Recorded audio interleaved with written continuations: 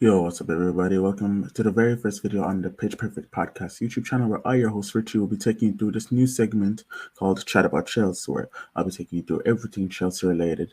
My fellow co-hosts Joyce and Lawrence will be taking you through their own favorite teams, Man United and Arsenal, in their own segments coming very soon. But until then, you're gonna have to deal with me, the Chelsea fan. Chelsea is a very hot topic right now in the footballing world. Many things have happened, many comments have been made, many incidents have happened. So, as we all know, last season or just after last season, we sacked Mauricio Pochettino and hired Enzo Maresca. And Pochettino sacking got a lot of, we'll say, outrage from both Chelsea fans and rival fans, as Chelsea had the fourth best record in the Premier League for the second half of the season. But I personally have been Pochettino out since November, since the Chelsea United game at Old Trafford, where United absolutely dog walked us. That performance was the last edge for me, because last summer I backed the Pochettino hiring, as we know, Clear Lake have taken many risks and have signed many young players. So we sacked Graham Potter, and so that's understandable. So they try to bring in an experienced coach, but a coach that is known for nurturing young players and letting them grow. Pochettino ticked all those boxes, but after we even had a great preseason. It was very, very good. We played attractive football. The young players seemed to be gelling. Everything just seemed to be good fun. We won the Premier League series as well. But the moment we entered the season and we lost both Nkunku and Kearney Chukwuemeka, who Pochettino seemed to build the system around, it all fell apart. There was no tactics. Our midfield was absolutely everywhere. We had Moises Caicedo stranded on an island in the middle, while we had Enzo Fernandez playing as a second striker. We had Conor Gallagher in the 10. And I like Conor Gallagher, but Conor Gallagher as the 10 was never going to work. And it seems that the team was structured around Conor Gallagher at the time. So Pochettino's philosophy just wasn't the type of style, and we didn't even have a set style of play. It was really just palm of freedom and just hope for the best at that point. So Pochettino sacking, in my opinion, was the right decision, and I will stand by that, because it just wasn't good. Like, okay, yeah, we had the fourth best record for this year, but we weren't good. We honestly just were not good. The only time I ever seen Pochettino give us tactics was after we were 2-0 down at Aston Villa, and the second half we started inverting Marco Correa, and he's kept playing that system until the end of the season. But guess what? We were sussed out about 2 games later against Bournemouth, and he had no plan B. We need Reece James to come on and do a madness. Pochettino just isn't that guy. Pochettino was never that guy. That's what I'm saying. That's Spurs dog. He just was never meant for us. So I'm fully on board with Pochettino sacking. If you disagree with me, okay, cool. We can debate about it. But I'm going to stand by it. Pochettino sacking was fully deserved. Oh, and especially his press conferences. Every time someone would come after him, he'd blame the players. Oh, we lost 1-0 to Middlesbrough. Oh, Moise Caicedo last season said they lost to Middlesbrough last season. Bro, they beat Middlesbrough like 5-0. What are you talking about? Why can't you take the blame for being a shit coach, bro? Like, come on, bro. So, flipping. Now, we sacked Mauricio Pochettino, and we've taken a risky hire in Enzo Maresca. And Enzo Maresca has only had 2 previous managerial jobs, as well as being the assistant manager to Pep Guardiola at Manchester City. And at his first managerial job at Parma, he only had 14 games, and it wasn't a great spell. It wasn't a great spell at all. But then his second job, Leicester City, he took them straight back to the Prem after promotion. And they played a very, very nice style of football. It was attractive. At times, it could get a bit boring, but that's understandable when you do have the ball for the majority of the game. And they won their first 13 out of 14 games. And then second half of the season, they fell off quite a bit. And people do talk about him being like, oh, he almost bottled the league, this and that. But if you really watch the games and look at the stats and whatever, like, I'm not a stat head. I like doing the eye test, so you got to do a bit of both. But if you actually paid attention, it was just merely a lack of finishing. Guys like Patton Daka and Jamie Vardy, who's well past his prime, just couldn't finish their dinner. So they were struggling to get over the line in the end. As they created many chances, they still played the good football that they had. But yeah, just couldn't finish the dinner and almost bottled promotion. Well, I think Enzo Maresca could be a great hire, but the thing that's most important when it comes to Enzo Maresca is, will the board back him? Will, will the Chelsea fans back him? Because as we all know, Pochettino has had the longest reign as a Chelsea manager under the Clear Lake reign, and that's only been one season. If Clear Lake is serious, I want to keep going with this philosophy. But we need to back up Maresca. We gave him a 5-year contract. We need to at least get him into his second and third year. So this first season is mainly about him adapting and getting the style of play into this team. So that's mainly what the focus is. So now I'm going to get on to preseason, and preseason has been a bit of a lackluster one as a Chelsea fan, but I don't really mind when it comes to preseason results and stuff like that. Because preseason for me, especially when you have a new manager and a whole completely different philosophy, a completely different style of play, preseason for me is just getting the fitness up and learning about the style of play and getting used to your positionings and all that. So I don't really care about the results mainly. Okay, yeah, cool. We shouldn't be drawn to Wrexham and we shouldn't be losing 4-1 to Celtic. But you got to apply context to most of this. So Wrexham, 2-2. Players are just coming back, just literally traveled to the USA literally like 24 hours ago, was it 48 hours ago at that time?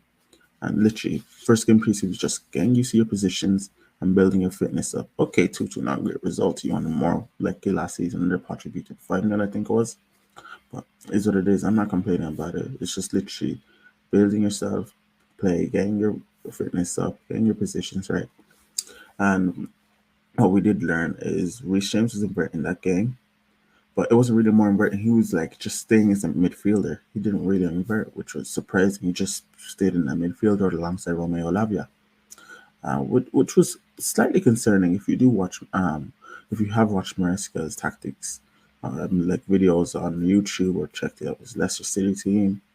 Uh, Reece James wasn't really inverting; he was just another midfielder alongside Romeo Lavia. So that was something that caught my eye, but I didn't really like take too much out of it. And then we moved to the Celtic game. Celtic 4-1. Where Celtic beat Man City literally 3 days prior, 4-3, and they started their season the very next week. So I wasn't really complaining on that front. But what I will talk about is the flipping defensive line was a joke. Our defense system, our out of possession, we were horrendous. And that's fine. It's only our second game. We're still learning under Enzo Maresca and all that. In possession, we were good. We created lots of chances. Mark Hughes looking like a very shrewd signing, and I get onto him in a few minutes. But he looked impressive. Madueke is looking decent. Romeo Lavia has been looking very good. Like in possession, we've been looking all right. We've obviously could be better at some things, but in general, we've been looking decent. But out of possession, as Maresca said in his press conferences, as well as just us fans have noticed, his defensive line has been way too high at times or way too deep at times, and it's not connected to the midfield. And that is something, and it's gone throughout preseason from Wrexham all the way to Real Madrid the other day. It's been too disoriented. So that's something we definitely need to work on. The next game, then we had Club America of Mexico. And that was a very impressive showing. From start to finish, we looked impressive. We had the ball for the majority of the game. We threatened multiple times. It's a shame that our 2 of our 3 goals were penalties because it definitely should have been more. But we were amazing that game. Madueke, Nkunku, and Romeo Lavia were definitely the stars who showed that game. Romeo Lavia throughout this whole preseason has been the best player for us by far. Him and Nkunku and Madueke personally mean our top 3 players.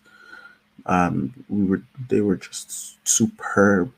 They were threatening throughout. Lavia, the way Lavia can feint his first touch is unreal. It's unbelievable to me. He's a star, and he's gonna feel like a new signing. Considering he only played 1 game last season, yeah, unbelievable. And then our next game then was Manchester City, and 4-2 loss. Um, What I do want to say is all 4 goals came from errors of our own. They were just errors of us trying to pass on the ball, and that's fine. Errors happen. Laying out from the back, all these things happen. It's normal. No, it's normal to create mistakes, especially when you're learning a new style of system.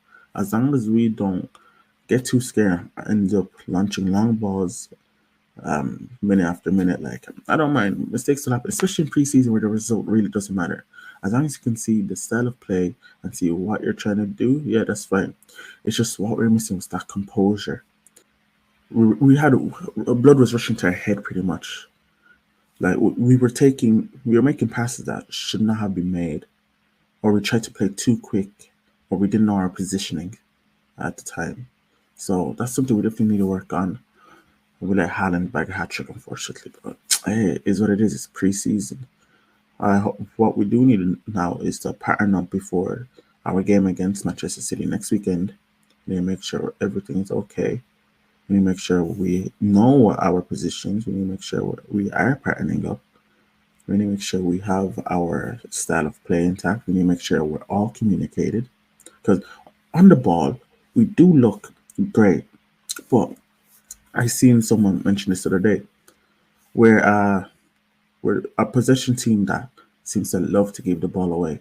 And we're very direct as a possession team. We get from back to front within 3 or 4 seconds, which can be great at times. But if you keep consistently doing that, it's just going to be a basketball game, back and forth, back and forth. And that's not how we play. That's not how Maresca wants this team to play. We're still under Pochettino's style of play. We're still locked under his philosophies. So that's something that definitely needs to be worked on, for sure. And then the other day we played Real Madrid. I missed the first half of this game and I caught the second half. So I will talk about what I did witness. And on the ball, we were decent. Defensively, from the goals I've seen defensively, it's midfield and defensive communication that we are lacking, and that the defensive line is too high. It's always 3 to 5 yards too high when we should be dropping deep, and the midfield needs to be deeper and closer to the defense. They should be filling in gaps, and the recovery runs need to be better. But I am gonna give them benefit of doubt because it's their fifth game in 17 days, and you got to think about it. The U.S. preseason tour has been a shambles. Personally, I don't want to go back to the U.S.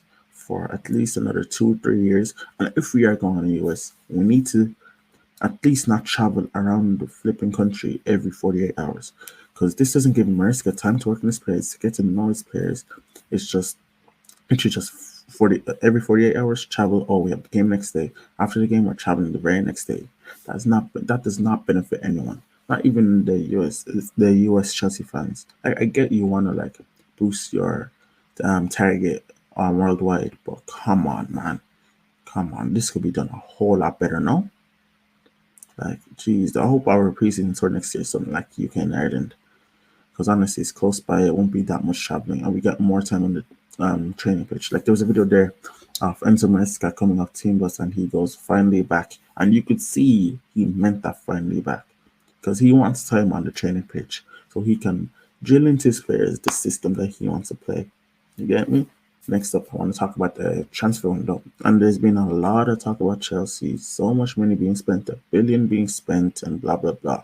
Okay, yeah, we spent a billion. Could have been spent on better players. Yes, it could have. But our philosophy is literally sign young players and try and make them become the players that they are, trying to make them succeed in their potential. And if not, we try and make a profit out of them, which is fine. I'm not against that. I am clearly kin. They haven't done much wrong for me to be against them.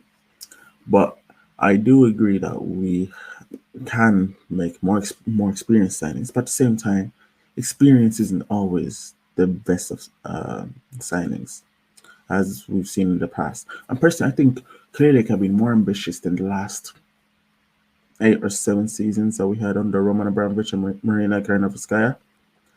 I think clearly are definitely more ambitious, because Roman in his last 7 to 8 seasons wasn't great when it came to the transfer market. Money was spent needlessly, not even needlessly, it was just spent in the wrong places. We didn't get Eden Hazard the support he needed. We didn't replace some players that left. It was just all a shambles.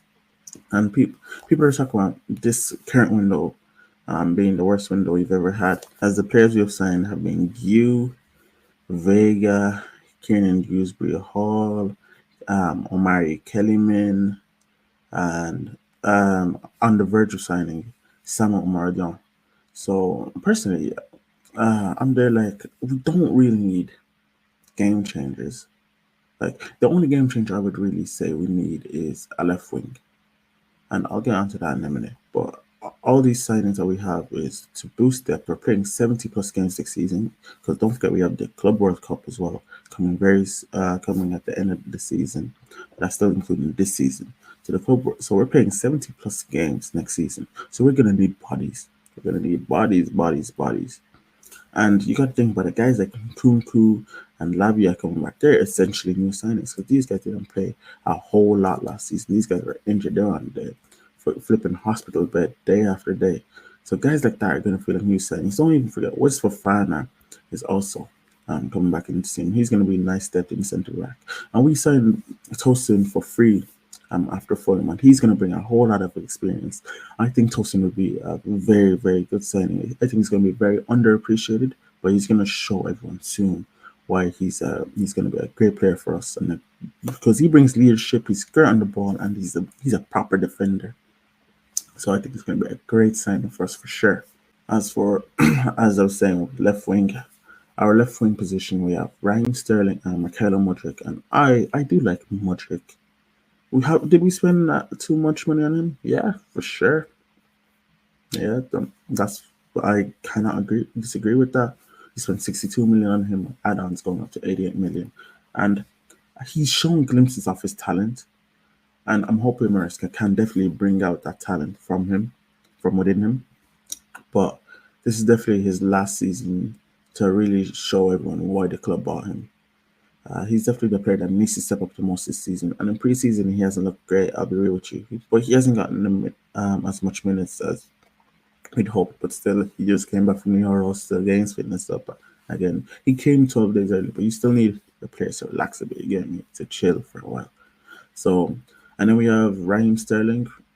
I'll be honest with you, I was against Raheem Sterling from the 2022-23 season when Thomas Tuchel was here and he wanted Raheem Sterling. I was against that all the way through. I didn't think Raheem Sterling was a player we should have bought. Like I do like Sterling, but he's definitely not the guy, the main man. And that was our superstar signing of that summer. And he has not been great. Sure, he scored good goals, but his overall performance annoys me. It annoys me so much. This man loves running into players, loves dribbling into players, and it's just so jarring, honestly. So we definitely need a left winger. And personally, a left winger that I want, well, the left wingers I want are either Jack Clark, Desiree Douay, or Nico Williams. Nico Williams is the dream. Are we going to get him? I highly doubt it, honestly. But Jack Clark is definitely my number one option. I know people are gonna be like, "Oh, championship this, championship that." Man, if you haven't watched Jack Clark, that's on you. Go watch the highlights, go watch the tapes, go watch his games. This man is a game changer, man. He's definitely number one choice. He's definitely not going to be losing the ball and running into players. Every single attack, he's smart, man. He's a great dribbler. He reminds me of Grealish a bit. Not even like the lowest soccer aesthetic, but just the style of play, the way he carries the ball, the way he can weave through players. It's an Aston Villa Jack Grealish right there. So Jack Clark is 100% my first choice, and then Desiree Douay from Rennes. And I hear Renner asking for 50 million, and I don't think we can try go spend 50 million on him. But Desiree Douay is a very exciting player. It's a very exciting prospect. Potential to be special. I know Bayern are after him, and if he goes Bayern, yeah, he's going to do amazing there. Because this guy is definitely a star in America, honestly. So those two are definitely my first two choices for left wing. As for sales, I've seen a picture of the squad that we supposedly have. It's like 57 players, and they've put all the players on the screen. It's joke, man. Honestly, you guys that love spreading your agendas, they're a joke, man. Why are you adding in academy goalkeepers? Oh, they came in a preseason trip and this and that. Bro, shut up, man. The academy keepers, they're not playing no minutes with us. They're going on loan. Getting guys like Alfie Gilchrist, who's been said that he's going on loan, man. Like you're adding guys like Broja, David Acho for Fana and all them when they're going on loan. Like man, use your flipping brains. It's been said they're going on loan, bro. We're selling players as well, man. Like come on, use your brain, man. Flipping Conor Gallagher just left there. Like jeez, man. Guys like Ben Chilwell are hopefully sold. I'm really true. Ben Chilwell's not that guy, but guys like him are hopefully sold. So please use your brain, honestly. Like, why are you just spreading false narratives on my club? Like, absolute idiots, the whole lot of you, man. Next, I want to talk about some of the narratives that are going around online. And I'm gonna start with the Cobham Crusaders because bloody hell, man, flipping. Okay, we sold Mason Mount, we sold Conor Gallagher, and all of a sudden, oh, we're gonna sell Reece James, we're gonna sell Levi Colwill and all that, bro. First of all, we've done everything to tie down Reece James and Levi Colwill to the club. But you guys, just because Conor Gallagher and Mason Mount, who are not the upper elite tier of talent that we want at the club, that we think Cobham can produce, you think we're gonna sell guys like Reece James, Levi Colwill because we sold it, bro? Reece James, uh, honestly, best right back in the world, in my opinion. If especially if he stays fit, I think it should be common knowledge. I know there's guys like Trent, but Reece defensively and attacking wise, it's just sensational, and he's definitely the best right back in my opinion. And you think we're gonna flip and sell him, our club captain as well? Oh, we made an academy player, our club captain, and made him sign a long-term deal. And you think we're gonna sell him? And we have Levi Colwill, who's probably gonna be one of the vice captains. We've done everything we can to make sure he's not being sold. We've literally said he's untouchable multiple times, even though guys like Bayern, Liverpool, and Brighton have come in for him. Please, man, use your flipping brain, man. Like flipping Pochettino last season, another thing he done wrong. Bro, he didn't like instill the academy. The only academy players he literally brought up was flipping Alfie Gilchrist, bro, who wasn't even our top 5 academy talent. Like, please, man, use your brain. Literally, Tyreek George, Ishe Samuel Smith, Josh Anchepong, those are academy talents that you should be hyping up. And we have Tyreek and Josh on the preseason tour. And hopefully they get minutes in the conference because those are academy talents that you should be asking minutes for, that you should be begging the club to keep, because these are top tier talents. These are guys that change the game, man. These are guys that will be beneficial to Chelsea in the future. So please hype up those guys, but I beg for minutes for those guys, not flipping guys like Conor Gallagher and Mason Mount. Like, bro, not guys like Alfie Gilchrist, bro. Look at him, he's going on with Sheffield United now. Bro's meaty defender. Like, cool, Cobham. Like, yeah, Cobham talent. I'm always happy when a Cobham talent comes through. But hey, man, he's not the best Cobham talent we have, and it's probably gonna be sold soon. Like, I'm sorry, it's the truth. Another narrative that's been going around is the Samuel Omar John signing, and it's left a bit of a mixed taste or mixed feeling around the club. Whether we need a striker, whether we need a striker of his supposed talent, whether another mid-table talent, whether another young striker is what we need, as we've already got Nicholas Jackson. Do we need someone more experienced, someone for Jackson to learn off? Because we all know Nicholas Jackson is probably going to go into next season as first choice striker. Not probably, he is going to next season as the first choice striker. So is another young striker beneficial to us? Personally, I'm not for or against his signing, but I am going to back Sabu the moment he steps through those doors. Because if you look at the clips, he's a bully, man. I hate using this for strikers, but he is chaos. He is chaos in a player. Like, he's someone that his box movement is superb.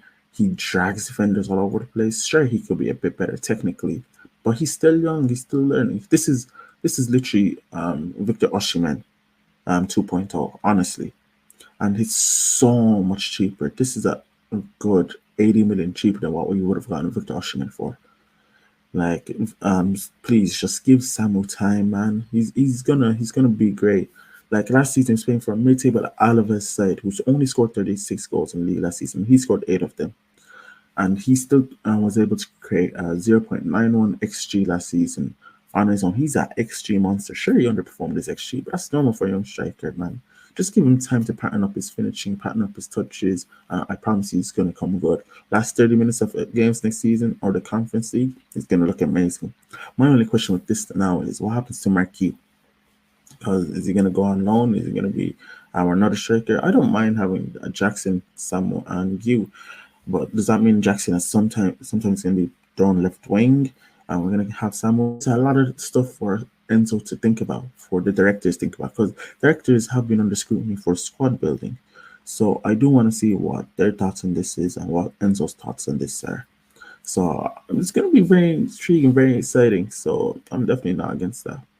But I do want to say, please, man, just support the players, because you have guys on Twitter that even when the players inside are going after him, it's not his fault that the team's going after him. He's not meant to be a savior. I know this is supposedly the last window of the 4-window plan that Clear Lake had, and it seems lackluster to most fans. But please, man, don't blame the players, man. It's not their fault that the director is going for them. Just support them. I know they'll help the team in one way or another.